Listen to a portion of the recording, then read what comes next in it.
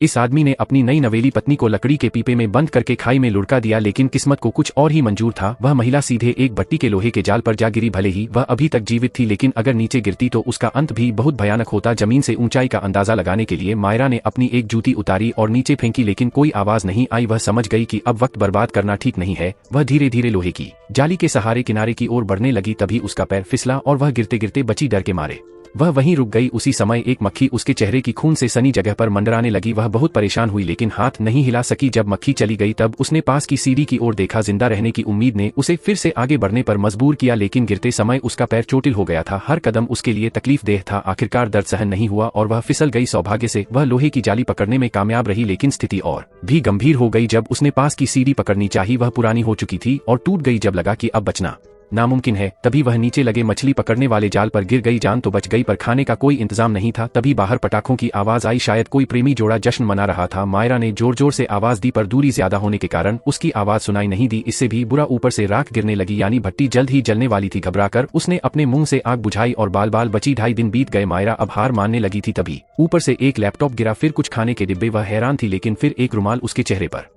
गिरा। गुस्से में उसने उसे ऊपर फेंका और वह जाकर ऊपर की सीढ़ी पर अटक गया। तभी उसके दिमाग में एक आइडिया आया। उसने टन के डिब्बे से मछली पकड़ने के जाल का एक हिस्सा काटा, एक लकड़ी का टुकड़ा बांधा और एक हुक जैसा उपकरण बना लिया। उसने उसे ऊपर फेंका और सीढ़ी का हैंडल पकड़ने में सफल रही। फिर वह धीरे धीरे ऊपर चढ़ने लगी। पहली मंजिल पार करते ही देखा ऊपर की सीढ़ी गायब थी। अब उसने भट्टी की दीवार के सहारे रेंगकर दूसरी सीढ़ी तक पहुंचने का फैसला किया। बड़ी मेहनत और हिम्मत से वह वहां तक पहुंच गई। आखिरकार वह लगभग बाहर निकल ही आई, लेकिन आखिरी हैंडल पकड़ते समय उसकी ताकत जवाब दे गई और वह गिरने लगी। तभी एक लड़के ने उसका हाथ पकड़ लिया, जो कि उसका भाई था। मायरा के गायब होने के बाद उसके भाई और दोस्तों ने उसे ढूंढने की उम्मीद नहीं छोड़ी थी और इसी उम्मीद की वजह से वे समय रहते पहुंच सके। अगले दिन मायरा ने अपने पति के खिलाफ हत्या की कोशिश के सबूत पुलिस को सौंप दिए और उसका पति अब जिंदगी भर चक्की चलाने की सजा भुगतेगा।